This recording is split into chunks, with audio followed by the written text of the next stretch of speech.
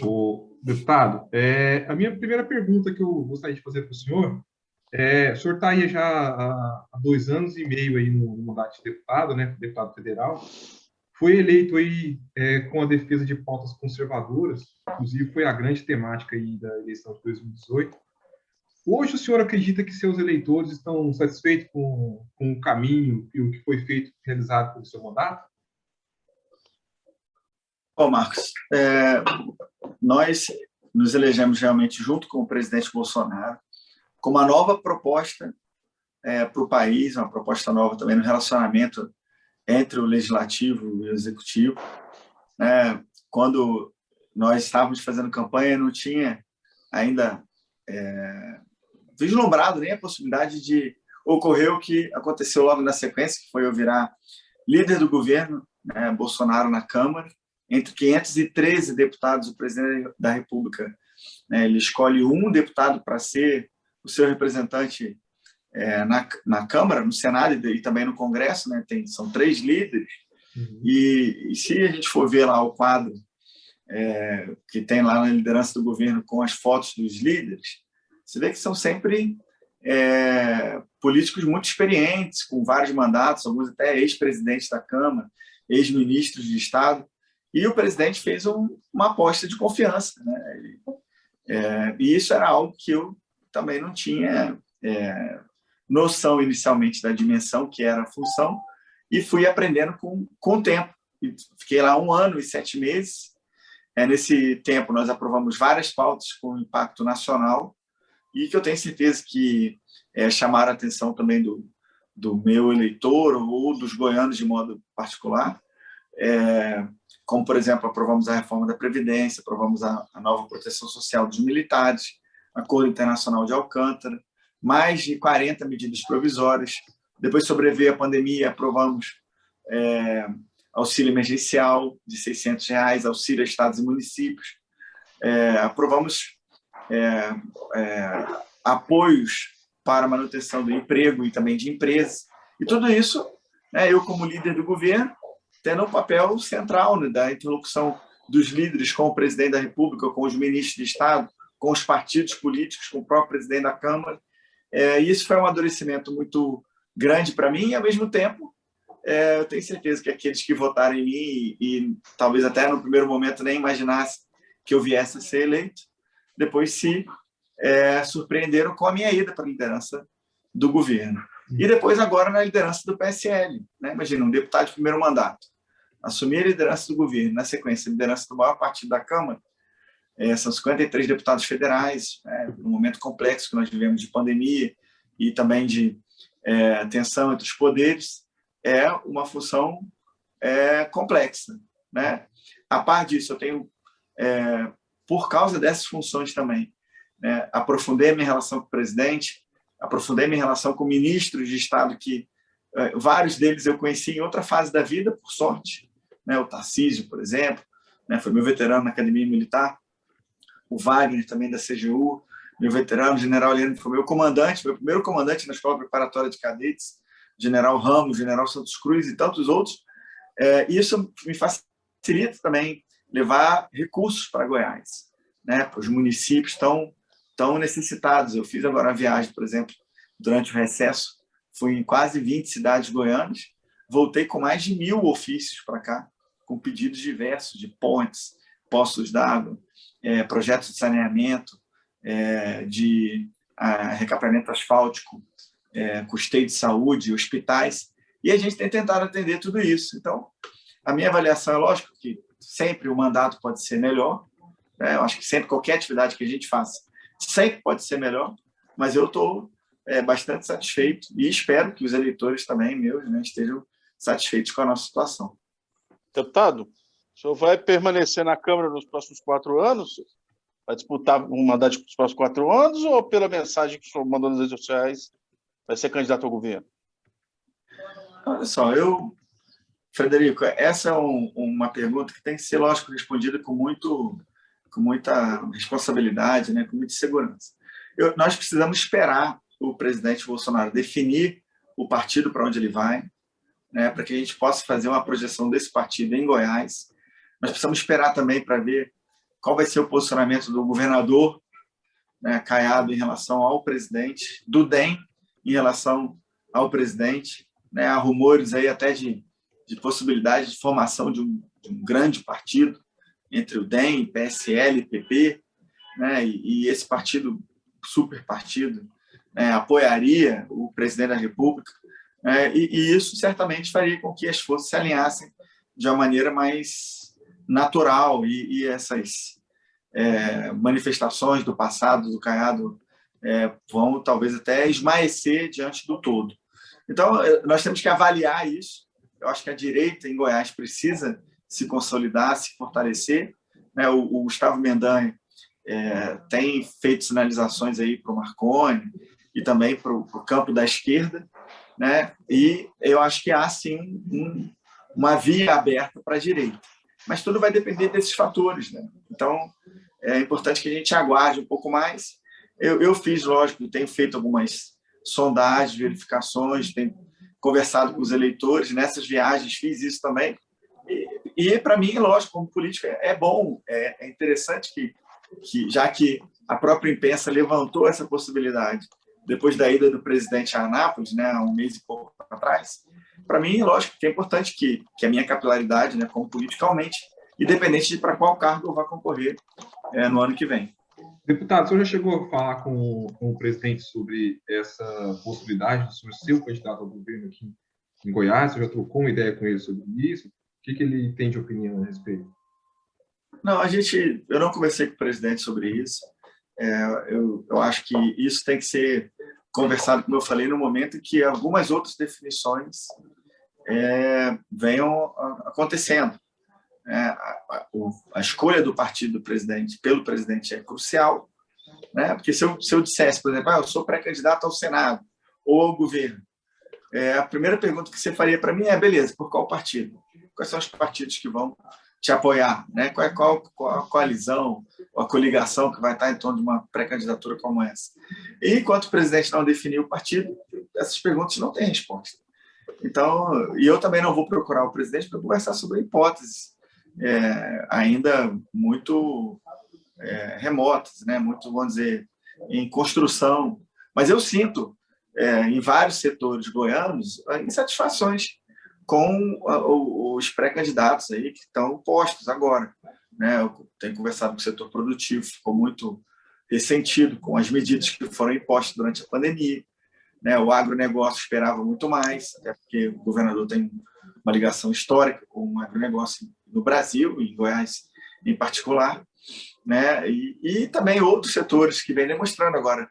É importante ir medindo isso. Eu acho que o governador, me parece, em pesquisas aí, que têm sido feitas, está muito bem posicionado, e a gente não sabe como isso vai evoluir de agora para frente, né? E também o próprio Gustavo Mendanha tem um grande trabalho em Aparecido, né? Mas essa composição com a esquerda pode acabar jogando ele para uma composição com partidos que, do que eu tenho entendido da política goiana, não são, nunca foram majoritários.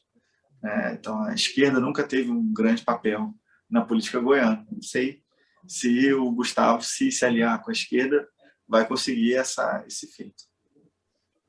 Deputado, pode perguntar, Helder. Eu ia perguntar sobre... O senhor considera que o governador Ronaldo Caiado hoje está desgastado com a base de apoio, eu digo os apoiadores mesmo, os eleitores do presidente Jair Bolsonaro? Eu tenho a impressão, Helder, que sim, porque as falas do governador no ano passado, né, de contraposição ao presidente, aquelas que ele falou, por exemplo, que as ordens do presidente, né, contra a pandemia não adentrariam as fronteiras goianas, né, que falou que o presidente estaria vendendo cloroquina na porta do Palácio do Planalto ou da Alvorada, né, estimulou uma disputa entre patrões e empregados, chamou o presidente de ignorante.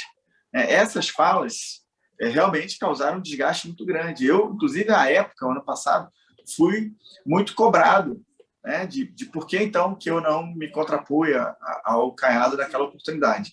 E eu via, né, no presidente sempre e o presidente, né, respondia muito veemente, de forma veemente, o Dória, o Witzel, antes de ser impeachmentado, né? Mas nunca fez uma resposta contundente para o Caiado, pelo contrário. Sempre procurou contemporizar e tal, e depois o Caiado fez gestos de reaproximação. Então, até a minha própria postura naquele primeiro momento, eu lembro de ter sido entrevistado, e eu falava que eu queria trabalhar como uma ponte, porque, né, dois políticos que são que defenderam ao longo do tempo, né, pautas de direita, que fizeram contraposição ao PT durante a época que o PT estava no poder, e que tem uma admiração mútua, né? Eu sempre vi os dois uma relação muito boa. Mas naquele momento foi muito ruim, quando também o governador levou o Mandetta para dentro do Palácio das Esmeraldas, né, no auge do conflito entre o Mandetta e o presidente. Então, isso são fatos que aconteceram que certamente estão na memória aí dos bolsonaristas goianos, e existe sim um amago, né? Então, é um fator a ser considerado também. Eu tenho dito isso na minha publicação, inclusive, eu falei a respeito disso. Eu acho que esse é um fator assim de maior desgaste para o Caiado à direita, assim como essa ligação do Mendanha com a esquerda, né? Essa indiferença dele na parte ideológica, né? Ele compõe com partidos de todos os campos ideológicos. Isso pode ser também uma vulnerabilidade política para ele, porque, né, hoje em dia a própria polarização, né, independente de qual campo você esteja, espera que você tome uma posição, tome um lado, né, independente de você ser um gestor, né, local, regional, né, como o governador, né, o seu posicionamento em relação ao presidente da República ou aos partidos que apoiam o presidente tem que estar muito claro para o eleitor, na minha visão. Deputado, nesse cenário aí que o senhor desenha, né, e que esse perfil que hoje o governador desenhou na relação aí com o presidente, se lá na frente vier ele sair candidato sem o Bolsonaro no palanque dele, né? O PSL lança um candidato, o senhor defende o lançamento de uma candidatura ao governo do partido, e o senhor se colocaria como nome nesse sentido? Bom, assim, primeiro, de novo, como a gente não tem um partido, eu acho que muito provavelmente nem no PSL eu estarei. A hora que o presidente definir qual partido ele vai, é provável que eu vá para o mesmo partido. Temos que fazer só a projeção desse partido em Goiás e tomar a decisão. Mas é pouco provável que eu esteja no PSL. Então, a defesa de um nome do PSL para o governo, né, pode ser que não esteja exatamente. Ou do grupo do presidente aqui em Goiás, né? Perdão, vou reformular isso.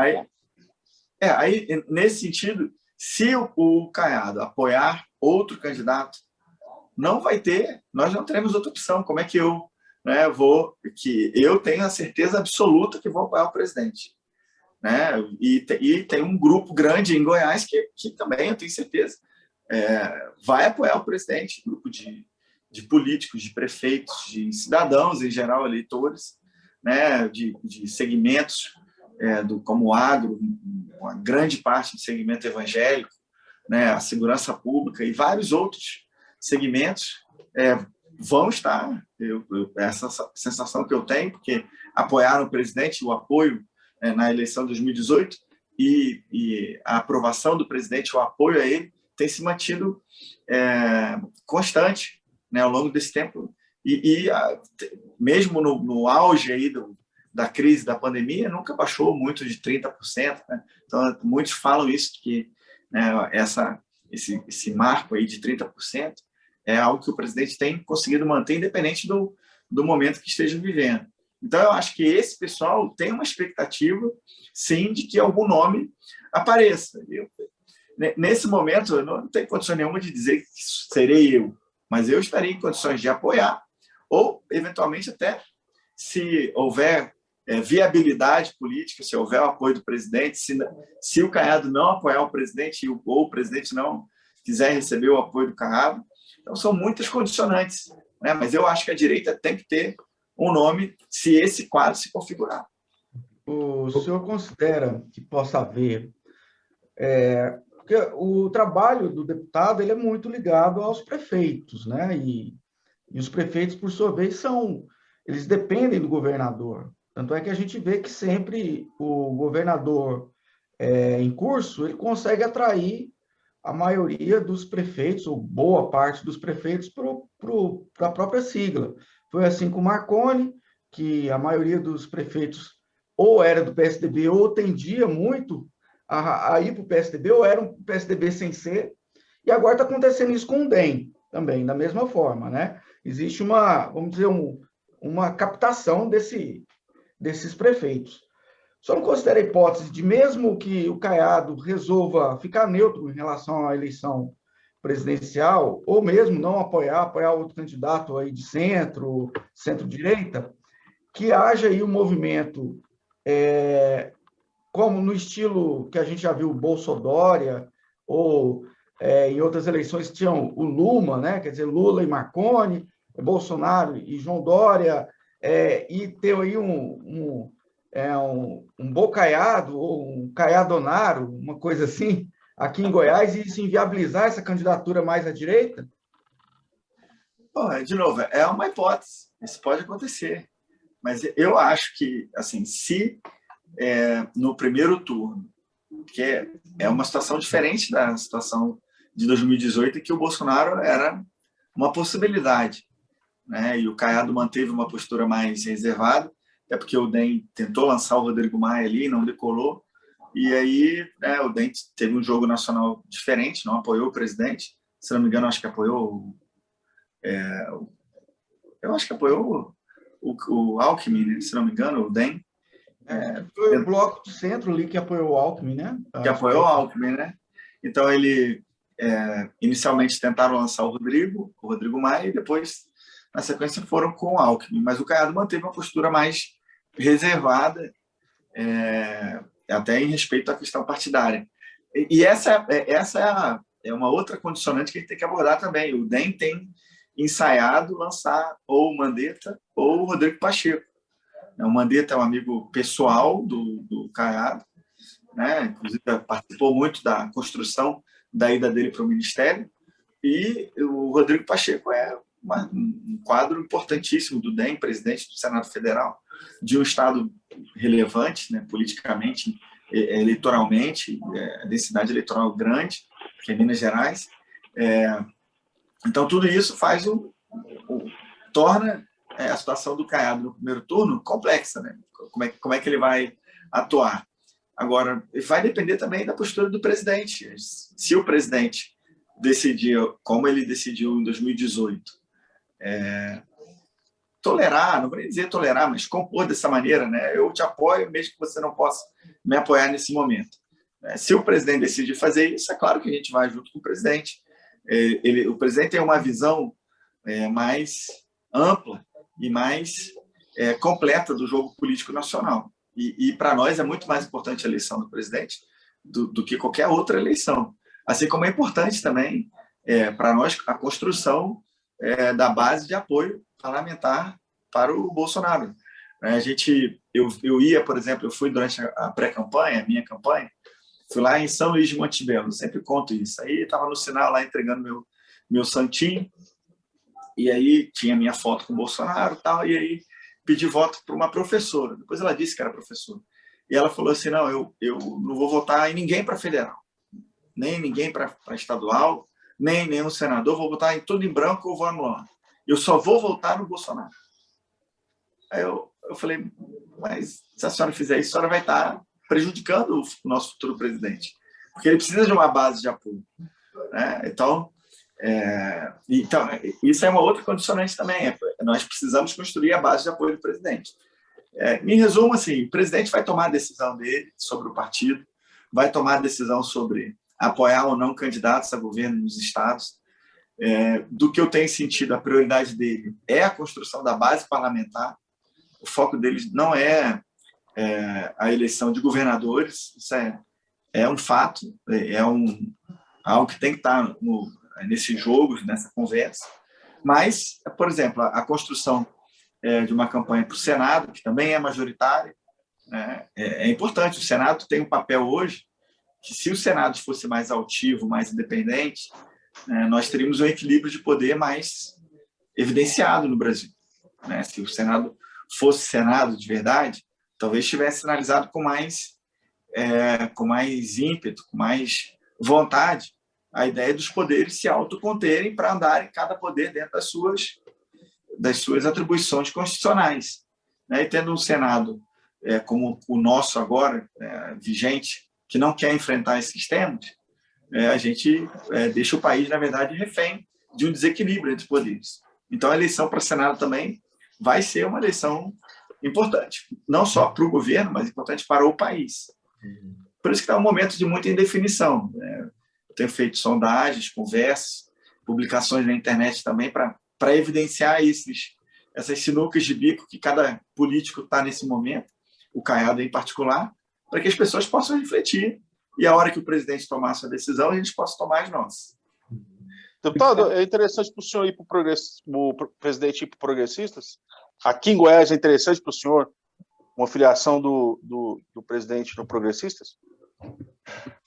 O progressista no âmbito nacional tem uma importância hoje muito grande, né? O presidente da Câmara, o novo ministro da Casa Civil, um partido com uma bancada grande aqui na Câmara, núcleo agora também da base do governo, então é um partido importante.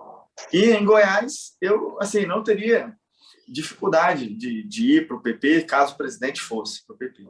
Não tem nenhum problema com nenhum político goiano que esteja no PP. Aliás, tem uma proximidade grande com o prefeito de Anápolis, né, o Roberto Naves, que é do PP, tem vários vereadores do PP e prefeitos do PP também que são próximos.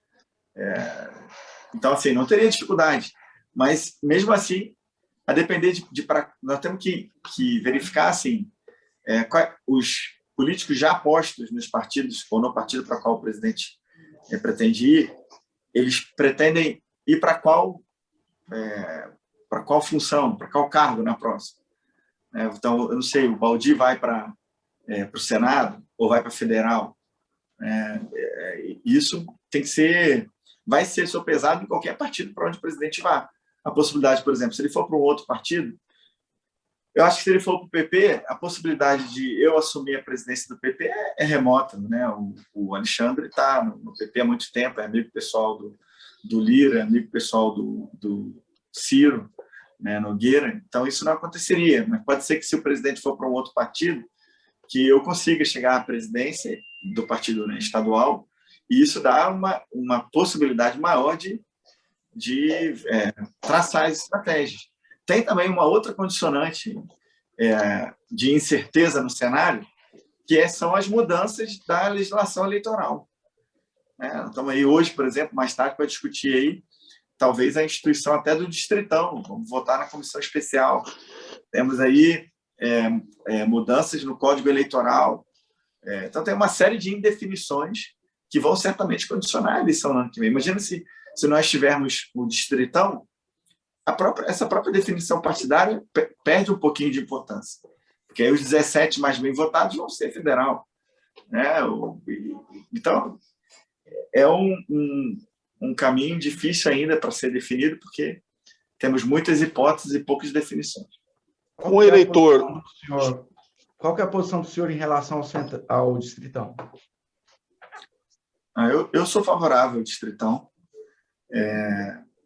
Eu acho que nenhum sistema é perfeito, tem vantagens e desvantagens, todos têm vantagens e desvantagens, mas o Distritão, para mim, ele parece mais lógico para a população, né, que entende que os mais bem votados são eleitos. E mas isso vai o senhor não teria sido eleito se fosse pelo Distritão. É verdade, mas eu também não tive escolha, né? Eu joguei com as regras que estavam postas. Naquela eleição, o senhor escolheria o Distritão? Não, bom, naquela eleição eu não votaria, né? Eu estava entrando para o jogo político, eu não tive qualquer escolha. Naquela eleição... Eu falo como candidato. Como candidato, o senhor gostaria que fosse já pelo Distritão aquela eleição de 2018? Não, sinceramente, não tinha como avaliar isso, porque na eleição que você está entrando, você não tem qualquer possibilidade de modificação. Aliás, a única coisa que eu escolhi na minha primeira eleição foi o partido, porque eu não participei da eleição, da decisão da coligação com a Democracia Cristã, não participei da decisão da composição da chapa, não participei não tive recursos do partido, não tive tempo de TV e de rádio, né, não tive qualquer estrutura partidária, não tive diretórios ou comissões provisórias para que eu mobiliasse, para que trabalhassem para mim. Então, você tem razão, eu fui eleito por um sistema que agora pode ser mudado, mas eu não tive qualquer possibilidade na época de opinar. Aliás, nem estava não tive condições, não tive possibilidade de opinar sobre as condições com as quais eu concorreria, pelas quais eu concorreria. A minha missão naquela eleição, até diante da postura do delegado Valdir, era que assumiu a postura de se mostrar para Goiás como o único candidato do Bolsonaro, era ser o segundo lugar da chapa e ter mais de 10% do quociente eleitoral, que era a cláusula de barreira. E a missão foi cumprida, né? Se for ver, nenhum outro candidato, só teve uma candidata que, além de mim, fez mais de 18 mil, que era 10%. Imagina, do partido do presidente, do partido que elegeu o presidente da República, ninguém fazia mais do que... Eu fiz 31.190. Ninguém fazia mais do que 31.190. É sinal de que realmente não houve qualquer apoio do partido, entendeu? Mas deputado, eu queria...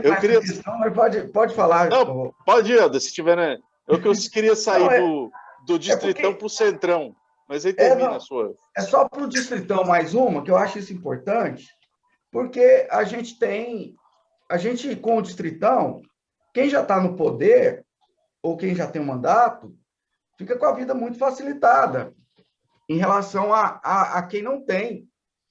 E quem comissionou na outra eleição não tinha recursos. Tendo mandato, o senhor tem contato com prefeitos, tem contato tem as emendas, tem a própria estrutura do partido, que o senhor já passa a ter um controle maior, e quem não tem, como o senhor não tinha em 2018, fica meio a reboque. Então, o a reboque seria exatamente a proporcionalidade. Sem a proporcionalidade, a gente vai ter uma dificuldade muito grande de renovar os quadros. O senhor não acha, deputado? Não, sabe por que eu acho que não? Primeiro, o número de candidatos vai diminuir. Nenhum partido vai lançar 25 candidatos, como é o que pode lançar para o federal, por exemplo.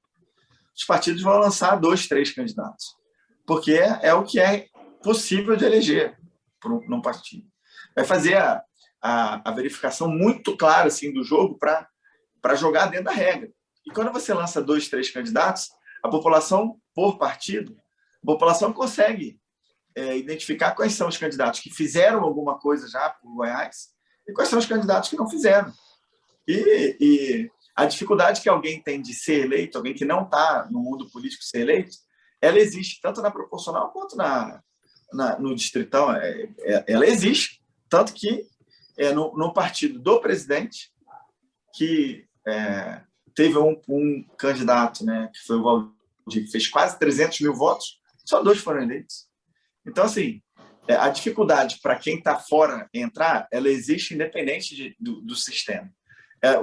A pessoa que vai estar entrando vai ter que saber jogar com a regra do jogo, como eu soube jogar com a regra que estava posta para mim naquele momento. Entendeu? E agora vai tirar um pouco do poder dos partidos, porque, na verdade, os mais bem votados vão, mas o partido ainda assim vai ter que ser estratégico de escolher os melhores candidatos. Quando você vê no sistema proporcional, a dificuldade é muito grande também para quem já tem mandato, porque as pessoas não querem fazer chapa com você, imaginando que vão trabalhar só para você, né? Porque imaginam que você vai ter muito voto e tal, e aí fala, bom, eu não vou entrar numa chapa onde já tem alguém com mandato. Então, é o que eu estou dizendo, tem vantagem e desvantagem, mas é mais fácil para a população trabalhar no universo que tenha, por exemplo, sei lá, 40 candidatos a deputado federal e alguns desses serem deputados com mandato e outros serem políticos sem mandato ainda, e ele poder fazer sua escolha, do que ele trabalhar no mar aí de, sei lá, 300 candidatos, 400, não sei quantos foram na última, mas deve ter sido um número muito expressivo, muito grande, e cada partido, coligação, pode lançar 25, deve ter sido quase 200, eu acho. Se não me engano, acho que foi isso. É até difícil para o eleitor se aprofundar na vida, nas propostas, naquilo que o candidato quer oferecer dentro do seu mandato. Deputado, saindo do Distritão, indo para o Centrão de novo. Em 2018, a base bolsonarista, os candidatos bolsonaristas, o próprio presidente, foi eleito com um discurso criticando o Centrão, a política de coalizão, né, entre Congresso e Executivo e tudo. Agora, com a entrada do Centrão mais ainda, né, no governo, com a indicação e com a nomeação do Ciro Nogueira, senador do Piauí, para a Casa Civil, essa aproximação com progressistas, que para alguns conhecem com sentido arenão, né, esse partido mesmo de centro, né, com características de centro, tudo. Como é que vai ser com o eleitor? Como é que vai ser justificar ao eleitor agora essa aproximação com um partido que virou até paródia na boca do general, que foi seu comandante na AMAN, né, general Heleno? Bom, primeiro dizer o seguinte, que eu aprendi isso aqui com o deputado Paulo Eduardo Martins, ele que publicou isso, quando esses questionamentos começaram, né? Ele fez uma metáfora que eu achei muito interessante. Ele falou, né, que a política é igual um jogo de xadrez, né, no nível nacional aqui, onde o presidente tem que jogar com as peças que são colocadas no tabuleiro, não por ele. Né? Quem elegeu os deputados e senadores que estão hoje aqui, com virtudes e vicissitudes e problemas, é a mesma população que elegeu o presidente. Talvez se aquela professora lá de São Luís de Montevidéu, ela tivesse votado, e vários outros tivessem votado em candidatos alinhados com o presidente Bolsonaro, do partido do Bolsonaro e tal, talvez nós tivéssemos tido um partido maior, de 100, 150. Imagina que nós, né, votaram no presidente 57 milhões de votos, né? Que bom, vamos colocar, certamente, lógico, né, mais do que a metade dos votos válidos, né? Senão ele não teria sido eleito. Mas então, se projetasse isso para a Câmara, nós teríamos, então, mais da metade dos deputados, poderíamos ter no mesmo partido. Essas peças no jogo de xadrez foram colocadas pela mesma população que elegeu o presidente. Né? Se nós talvez tivéssemos uma base maior, orgânica, né, do partido do presidente, talvez a relação com do executivo com o legislativo fosse muito melhor. Agora, nós vivemos momentos de grandes tensões ali no primeiro ano, com o Rodrigo Maia fazendo grave oposição, primeiro velada, depois aberta ao governo. Né? Eu era o líder do governo, eu sentia isso claramente. Pautas como, por exemplo, a autonomia do Banco Central, que era uma pauta histórica dele próprio. Ele não colocou para votar porque não queria dar essa vitória para o governo. Né? Sentou ali na reforma tributária, só tocou a reforma da Previdência porque era um clamor muito grande na sociedade, na imprensa e tal. Já havia uma base reformista. E todos os candidatos, né, que foram derrotados, né, à presidência da República defendiam uma reforma previdenciária, então ele não teve opção de não fazer, mas ele fez uma oposição assim, gratuita e evidente ao governo. E aí, quando sobreveio a pandemia e houve a necessidade de compor para ter uma base para dar respostas mais eficazes e mais oportunas, né, aí o presidente começou a ser criticado porque estava fazendo uma base. Então, assim, o presidente não pode tem até um artigo do Mário Rosa aí, que foi publicado na Folha de São Paulo, né, falando que não é possível que o presidente esteja errado a todo momento. Ele está errado quando não compõe e ele está errado também quando ele compõe. Então, os analistas têm que decidir, né, em qual direção ele está errado. E, na verdade, no meio de uma pandemia, né, nós conseguimos aprovar o ano passado, como eu falei aqui, diversas pautas que ajudaram a salvar vidas e proteger os empregos dos brasileiros. Já estamos aí com mais de 100 milhões de brasileiros que já tomaram a primeira dose, mais de 160 milhões de vacinas distribuídas, mais de 140 milhões, quase 140 milhões de vacinas aplicadas. Então, você vê que o governo está fazendo todo o possível para salvar vidas e preservar os empregos, e isso passa também por ter uma base de apoio no Congresso. E as peças foram postas pela população, né? O presidente precisa ter uma base, né? Tem 130 pedidos de impeachment feitos pela oposição que, né, se o presidente não tivesse uma base, imagina a instabilidade que poderia ser gerada no país, com reflexos econômicos, sociais, né? Então, a ida do Ciro Nogueira agora para a Casa Civil consolida essa aproximação com o PP, né? Ao mesmo tempo em que reforça a relação do governo com o Senado Federal, reforça a posição do governo em contraposição à CPI, essa CPI circense aí do Lula, né? Que, no fundo, tenta desgastar o presidente. Então, eu vejo como um movimento natural de um sistema que nos é imposto por uma Constituição. É um clichê falar isso, mas é verdade, é uma Constituição presidencial que ela, né, prevê o presidencialismo, mas que foi construída em grande medida com contornos parlamentaristas. Então, deixa o presidente muito, não vou dizer refém, mas deixa ele muito dependente do parlamento. Então, é importante, sim, que a gente tenha uma base, e é esse aspecto, é esse movimento que o presidente está construindo. Deputado, frente às declarações do presidente, até em relação às eleições de 2022, que ele diz que ou se faz uma eleição limpa ou não teremos eleição, o senhor acredita que há uma possibilidade aí de ruptura institucional por parte dele? Não acredito que haja qualquer possibilidade de ruptura, Marcos. Eu torço efetivamente para que a gente supere esse momento de tensão que nós estamos vivendo agora. Ontem acho que foi um dos ápices aí. Eu acho que a gente tem que distensionar, né? Temos que discutir os temas com desassombro, né? Não é justo, não é leal, não é honesto para a nação brasileira que nenhum tema seja varrido para debaixo do tapete. Então, o voto impresso, se há uma parte da sociedade brasileira que defende, se há uma parte da sociedade brasileira que enxerga um gap de confiança no sistema eleitoral vigente, independente de ter fraude, não ter tido fraude, ter prova, não ter prova, o fato existe um gap de confiança na população e que poderia ser suprido, sim, com a aprovação do voto impresso, que, inclusive, já foi aprovado em outras oportunidades na Câmara e no Senado. Depois, as duas leis foram invalidadas lá pelo Supremo, né? Só 3 países no mundo adotam urnas sem um tipo de impressão do lado, uma outra forma de contagem pública e de auditoria, que é, né, Bangladesh, Butão e o Brasil. Né? Todos os outros países, inclusive, com muito maior capacidade tecnológica, com a capacidade, né, de desenvolvimento de tecnologias muito mais arraigadas, muito maiores do que a nossa, ou rechaçaram no passado as urnas eletrônicas, ou adotaram urna eletrônica com a possibilidade de comprovação impressa. Então, assim, não é possível que Estados Unidos, Alemanha, Coreia do Sul, Japão, né, que são países que têm uma tecnologia inimaginável, assim, muito acima da nossa, e não adotam um sistema exatamente igual ao nosso. Então, tem uma razão, né, e a razão,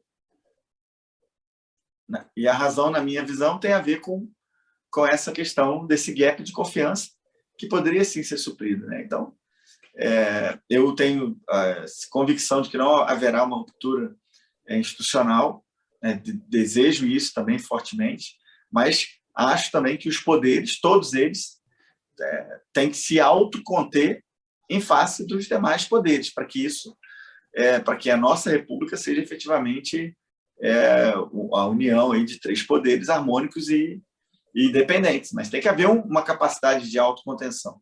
Né? Quando o Supremo Tribunal Federal prende um deputado por uma fala, sendo que a Constituição diz que os deputados são invioláveis civil e penalmente por opiniões, palavras e votos, né? Quando a Constituição diz que só pode ser preso por flagrante de crime inafiançável, e não era crime, não era flagrante, e se fosse crime não seria inafiançável, porque os crimes inafiançáveis estão taxativamente descritos na Constituição, você vê que está havendo um avanço, né, do Supremo em torno do Parlamento. Quando você diminui a possibilidade de um deputado falar, de um senador falar, você, na verdade, está afetando a representatividade, que é a base da democracia. Então, é preciso que os poderes se autocontenham para que haja efetivamente harmonia e independência. E é o que eu torço para que aconteça. de modo especial depois do ápice que nós vivemos ontem.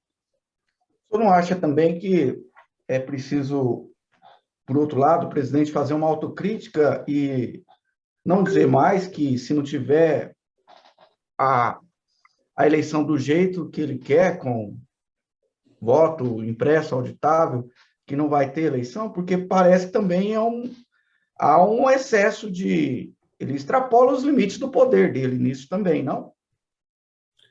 Bom, eu tenho buscado entender, interpretar essa fala específica do presidente dentro de um contexto maior. Ele falou muitas vezes, né, e essa é a fala para a qual eu quero me voltar e na qual eu me fixo, que se o Congresso Nacional vier a aprovar o voto impresso auditável, num formato de proposta de emenda à Constituição, que são 3/5 nas duas casas em 2 turnos, isso seria uma demonstração inequívoca de que o parlamento, e o parlamento é a caixa de ressonância da população brasileira, de que o parlamento e a população brasileira, a maioria da população brasileira, querem efetivamente o voto impresso. E aí a fala que ele mais ressaltou é a de que haveria voto impresso se o parlamento aprovasse dessa maneira. Então, eu me fixo nisso. De novo, eu não acho que vai haver ruptura institucional.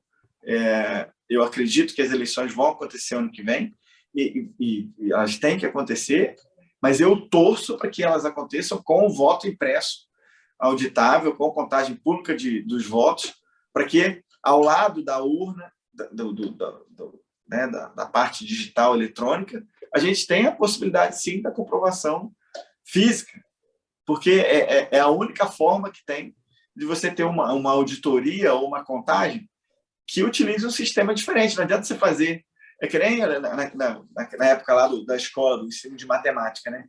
Quando você fazia... Eu sempre gostei muito de matemática. Quando eu fazia uma conta lá, por exemplo, fazer uma conta de multiplicar, ou de dividir e tal. Aí tinha lá a forma de você fazer a contraprova, né? Aí você não faz a contraprova de uma equação ou pelo mesmo caminho que você fez. Se você fizer pelo mesmo caminho, você não está comprovando, você está reafirmando o que você já fez. Você tem que encontrar um outro caminho, um outro raciocínio para chegar até o mesmo resultado. É a mesma coisa na questão da urna. Se a gente já há confiança, já há possibilidade de auditoria, como muitos dizem, no âmbito digital, só faz sentido reforçar a segurança, já que existe esse gap de confiança, se for por um outro sistema completamente diferente. Senão não, dá para fazer uma auditoria digital. Sim, mas aí, se houver um problema, um erro intrínseco, a auditoria pode não captar. Então, é importante, sim, que a gente apoie. Essa é uma pauta que vai dominar essa semana, porque a votação na comissão especial é na quinta-feira, né, ao lado do Distritão. Essa é uma pauta que deve ser apreciada na comissão especial hoje, mais tarde. Essa é uma pauta importante para o país, foi demonstrado, inclusive, nas manifestações todas que foram feitas aí ao longo desse final de semana. Então, nós esperamos realmente que ela seja aprovada. Deputado, e como aprovada, deputado, acabou a discussão, porque democraticamente, se não é aprovado nem na comissão, é sinal que não vai nem para plenário, e a discussão acaba na democracia, normalmente. Isso fica um ponto pacificado. Olha, não vamos ter, infelizmente, perdemos na votação. Vai ser assim? Vamos ter, então, uma trégua? A partir de resolvido isso, vamos passar para outro ponto e esquecer voto impresso em voto auditável? Nós temos ainda uma outra frente de batalha, porque já existe uma PEC aprovada pela Câmara, em 2 turnos, 3/5, no Senado Federal, que prevê o voto impresso. Então, caso a gente perca o voto impresso aqui na Câmara, ainda há possibilidade de articulação do governo, né, de todo mundo, para que a PEC do Senado avance. Tem algumas outras coisas lá que talvez não fosse o caso, não é uma PEC que se restringe somente ao voto impresso, mas o voto impresso está lá e já foi aprovado pela Câmara. Então, talvez até o maior esforço, já que já existe uma PEC nessas condições no Senado, talvez pudesse até se voltar para lá, né? Mas não impede que a discussão seja feita aqui na Câmara e a gente vote o texto aperfeiçoado também. Acho que a discussão, o texto que está lá no Senado é um texto mais enxuto, resolve o problema também, mas o texto que a gente está construindo com o Felipe, que já ouviu, né, dezenas de instituições, conversou com muitos especialistas, tem conversado com a população diretamente, né, fez audiências públicas e tal. O texto certamente vai ser um texto mais bem elaborado, porque cuida só disso. Né? Então, só do tema do voto impresso. Então, nós vamos em frente na luta aí na quinta-feira, mas ainda temos até outubro, né, a possibilidade de aprovar no Senado também a outubro. E qual que é a sua opinião quando esse debate do voto impresso acaba culminando no ataque do presidente ao TSE, como a gente viu essa semana? Qual que é a sua opinião sobre esse ponto de atrito? Olha só, todas as instituições, todas as autoridades, todos os homens e mulheres públicos têm que estar abertos a receber crítica. A crítica, ela faz parte dos embates políticos. Então, assim, eu não vejo as manifestações do presidente como ataques. Eu vejo as manifestações como críticas, né? Como exposição de certas situações que, na maioria das vezes, evidenciam decisões que o Supremo e o TSE, às vezes, vieram a adotar e que não se coadunam com o que a maioria da população brasileira pensa. Então, por exemplo, quando eu critico a prisão do Daniel Silveira, não é um ataque ao Supremo, é uma crítica. Quando eu critico a decisão do Supremo Tribunal Federal que invalidou parte dos decretos das armas, né, do presidente, isso não é um ataque ao Supremo, é uma crítica. Quando eu critico a decisão do Supremo de impossibilitar a nomeação do delegado Ramagem para a Polícia, delegado-geral, né, para diretor-geral da Polícia Federal, isso também é uma crítica. Quando eu critico o Supremo por ter ampliado a noção do crime de racismo para abranger homofobia sem previsão legal, isso é uma crítica, não é um ataque. Então, acho que as instituições e nós todos, né, e o presidente é um dos mais criticados no dia a dia, né, eu leio todos os dias um resumo aí dos jornais brasileiros principais, aí, Folha, Estadão, Globo, né, e as revistas também, quando são publicadas e tal. E todos os dias os ataques ao presidente, muitas vezes desejando a morte deles, muitas vezes chamando eles dos piores adjetivos aí, e o presidente que existe, na maioria das vezes, calado, nunca propôs fechamento de nenhum jornal, nunca propôs censura, controle social da imprensa, isso não foi proposto pelo presidente. Então, todos nós temos que estar abertos a críticas. Eu acho que qualquer tema merece discussão. Não há dono da verdade na política, e não é porque alguém foi escolhido para uma determinada função que ele passou a ser o dono da verdade. Todos nós temos que estar abertos a termos as nossas posições, os posicionamentos criticados. Então, é assim que eu entendo a manifestação do presidente. Deputado, uma pergunta mais local aqui, eu vendo a política mais local, em Goiás. Como está a sua relação com o deputado Glaustin? Parece que vocês tiveram um atrito aí em relação à questão das emendas. Como que está isso hoje? O que de fato ocorreu? A minha relação com o Glaustin está zerada. Eu acho que o período eleitoral vai se aproximando. Acho que o nervosismo começa a aflorar, né? Então, as disputas pelas bases, né? O apoio de um prefeito, apoio de um vereador influente, isso vai aflorando discussões, né? Mas já está superado isso aí. O Glaustin, inclusive, esse ano, na primeira comissão mista de orçamento, por exemplo, o PSL tinha 6 vagas, né? 3 de suplentes, 3 de titulares. E a pedido do Lira e do líder do Glaustin e do próprio Glaustin, eu tirei uma vaga do PSL e dei a vaga para que o Glaustin pudesse compor. E isso gerou um desgaste para mim, inclusive, dentro da bancada do PSL, que a participação na comissão mista de orçamento é muito desejada, assim como a CCJ, por exemplo. Né? O Glaustin faz parte do meu grupo, no grupo que eu presido, cuja resolução de criação eu aprovei aqui na Câmara, Grupo Parlamentar de Amizade Brasil, OCDE, né? Então ele integra essa frente. Eu não tenho nenhum problema com ele, eu acho que foi superado esse momento de tensão. Helder? Eu acho que o Fred não volta, né, Marcos? Não. Parece. Então, deputado, o senhor concorda com o presidente em acho que na maioria das questões, mas eu acredito que o senhor deva ter alguma discordância dele, porque ninguém concorda com todo mundo em tudo. Qual que é a discordância, qual ponto de vista o senhor diria que tem de diferente em relação a algum posicionamento do presidente Jair Bolsonaro? Eu discordo veementemente do presidente numa pauta que realmente é complicado para todos nós. A seleção rubro-negra, que o presidente torce pelo Palmeiras, e isso, para mim, é uma afronta muito séria. Né? Eu acho que esse é o grande problema. Aliás, o Flamengo fez um jogaço, dois jogaços aí, né? Contra o São Paulo e também contra aquele... Qual foi o time que ele ganhou? Foi o Corinthians. Defensa e... Então, assim... O Flamengo só está fazendo jogaço. O Flamengo só está fazendo jogaço. Então, nessa pauta, realmente, eu discordo muito claramente dele, mas eu entendo que cada um tem que escolher um time. Nas demais, eu procuro entender também, viu? Por que eu procuro entender o lado do presidente? Por ser um deputado de primeiro mandato, eu não tinha qualquer noção, embora já trabalhasse aqui na Câmara, sou servidor concursado aqui, né? Mas a dimensão política é muito diferente da dimensão técnica. Então, eu não tinha noção das pressões que um deputado federal vive e não tinha noção de que um líder de governo e líder de partido vive. E extrapolando isso para o nível do presidente da República, que é um nível muito acima, eu não tinha a noção, né, do grau de dificuldade que o presidente iria enfrentar, né, para tocar as pautas que ele quer tocar com o apoio da maioria da população que o elegeu.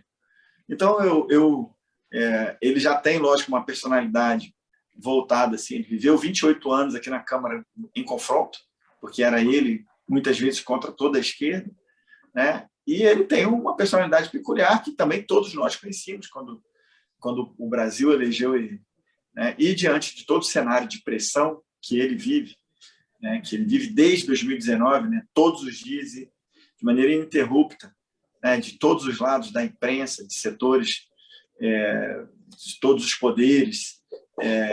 Então, assim,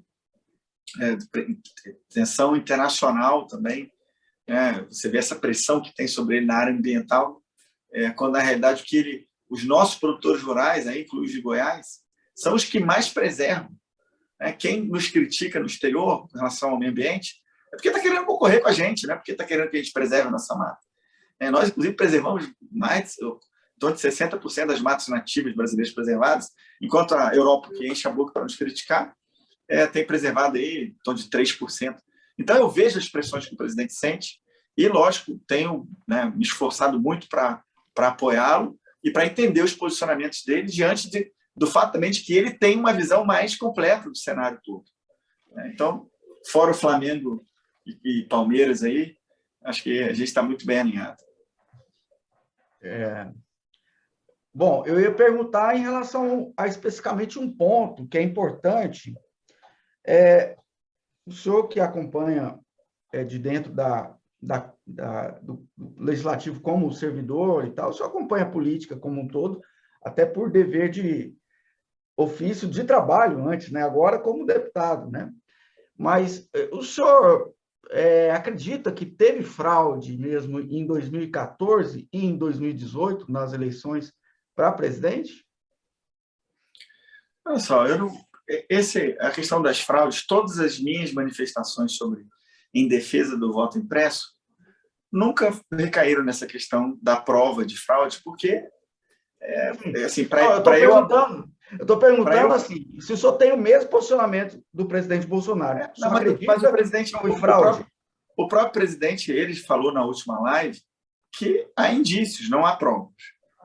Essa foi a fala. Ele disse que há indícios, mas ele disse que tem certeza que teve fraude. Não, ele falou de indícios, né? Essa polêmica aí eu não quero entrar. Por que eu defendo o voto impresso? Eu vou nessa linha. Por causa do gap de confiança. Ponto. Entendeu?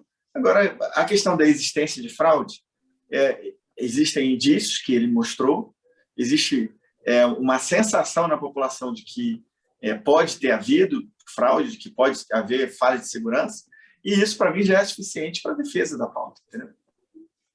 certo. Acho que é isso. Obrigado, deputado.